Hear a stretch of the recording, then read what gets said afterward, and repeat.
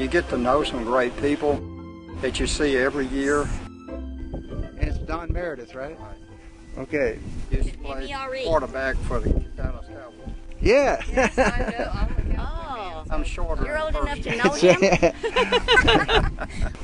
I was diagnosed as a diabetic probably, 7 or 8 years ago. Okay. My wife was always a walker. And so somebody at my church said, why don't you try for the Senior Olympics? Uh-huh. Well, I didn't think I was in very good shape, but started running.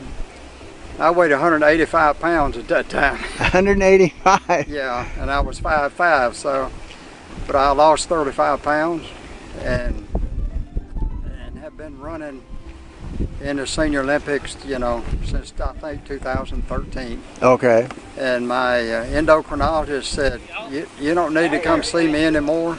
I don't take any medication for diabetes. Wow. My A1C is traditionally under 7. And so she dismissed me and said, you're retired, you don't have time and money to be coming to see me, which I thought was unusual for a doctor. Yeah, for sure. Yeah. And so you say someone suggested from your church. What's your church affiliation? The Church of Christ at White Station in Memphis, Tennessee. In Memphis. Okay.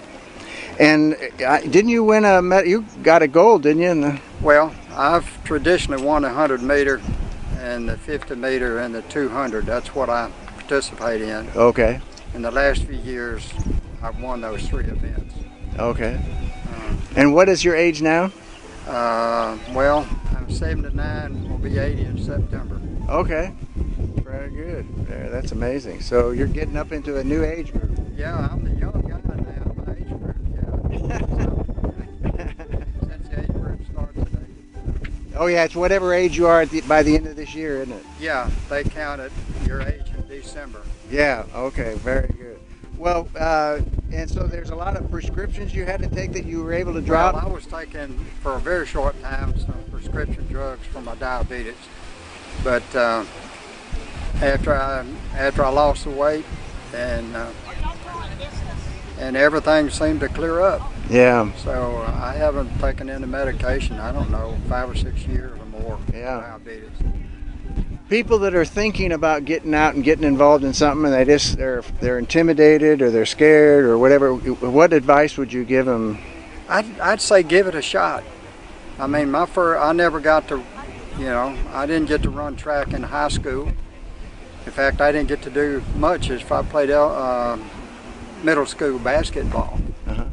But I lived out in the country and I couldn't stay after school and miss my bus. You'd have to walk, right? So I had to walk a long ways if I stayed after school. But I've always been pretty quick, and so I thought, I can run the sprints. Of course, they still call the 400 a sprint, but I said no.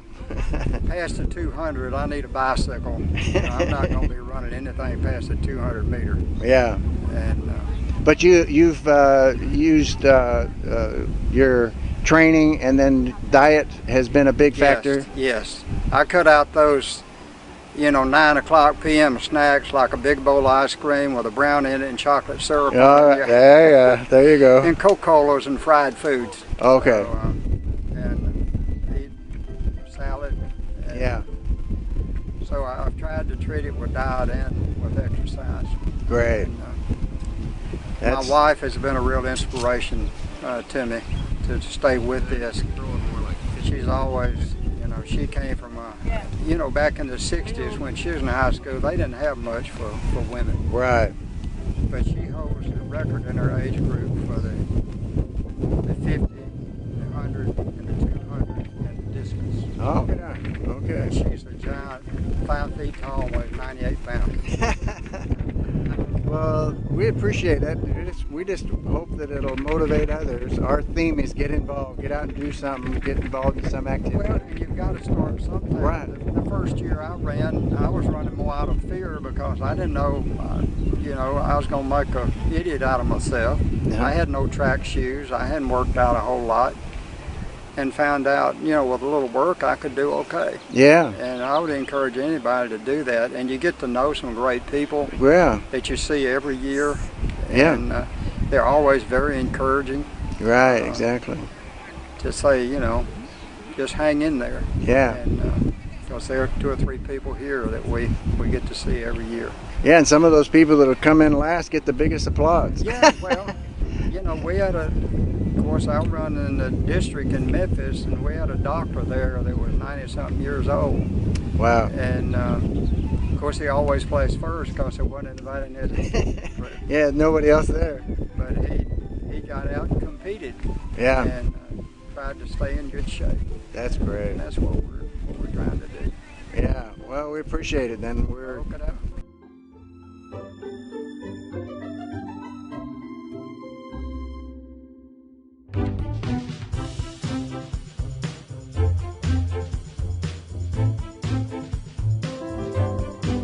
We want to thank you for watching RedefiningAging.us. I'm John Disterdick, your host. And our goal for the series is pretty simple. We just want to enhance the quality of people's lives. So if you know of an event that you think would be good for us to cover, please fill out the form on our website, and not only the event and what it is, where it is, when it is, and if there's a person you know that you think would be a good person for us to do a testimony on in some event, please let us know. And if you want a fuller description of my testimony, you can either go to johndisterdick.com and look under ministry, or you can go here at redefiningaging.us and scroll down, and it's on there as well.